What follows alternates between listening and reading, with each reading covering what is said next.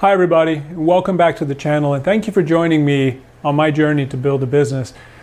Today I want to talk a little bit about kind of the area that I've had the most difficulty with, and which actually has been a little bit surprising to me, though it may not be surprising to anybody that's ever started a business, and that's sales.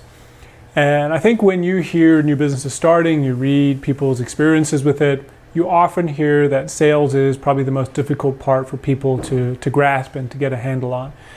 And for me, I knew this would be tough. Sales is always difficult, but I had led sales teams before and I'd run business development, and oftentimes people that have never done any of that, particularly from a technical side, they struggle just with the sales process and pipelines and customer journey, etc. And for me, while assuming it would be difficult, thought I had a bit of a leg up.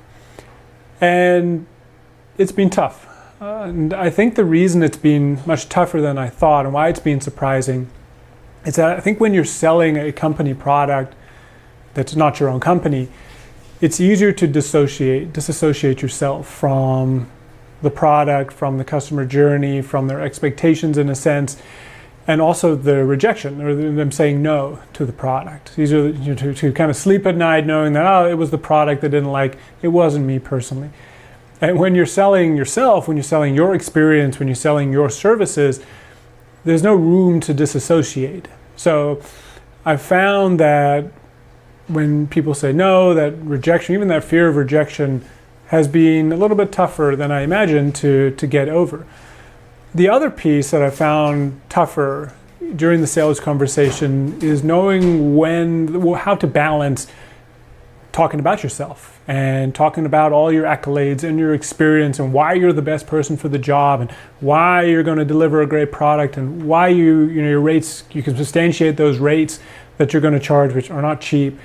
And there's a little bit of imposter syndrome, a little bit of doubt that starts to trickle in, which is not great during a sales process.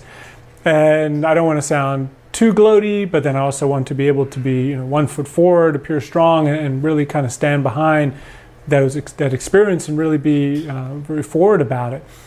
And so again, balancing that more personal side feels a little bit more awkward than when you're talking about a product that's not you, and you can talk until the cows come home about how wonderful it is and how it'll change their life, and because you can really believe it, but again, it's not you and it doesn't come with that little bit of an ick factor.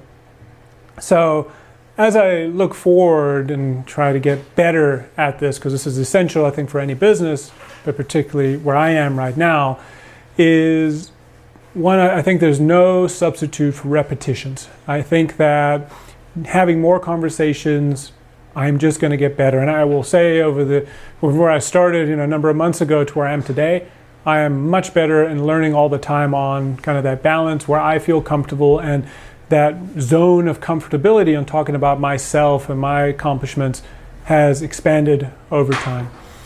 The second piece is looking for help. So I'm blessed to know a number of people that are in the sales side, getting help from them, having them listen to my pitches, looking for mentors, both formally and informally, say via books. I've picked up a couple that I found pretty interesting that I'll link in the description below if you're interested. And I think third, and probably this is the biggest one, and this was really helpful for me in really kind of narrowing down my pitch, is not trying to be everything to everyone. I think when I started out, I'm a finance consultant, I'm a business consultant. What does that mean? Well, I'm going to help you and your team be better and run a more efficient business. And I think you start to lose your customers because you're not showing what value you provide. And as I went through these conversations, it was hard to close them because I didn't know what value it was. I wanted to come in and do some discovery, hopefully get paid for it, and then figure out how I would be able to help. Customer doesn't want that. They want me to tell them, here's the thing I can do for you, here's how much it will cost, here's the value you're going to see, and have it just be more pithy and again, very forward looking.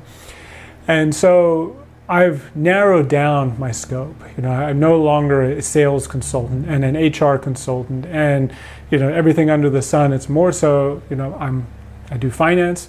I'm really good at financial modeling.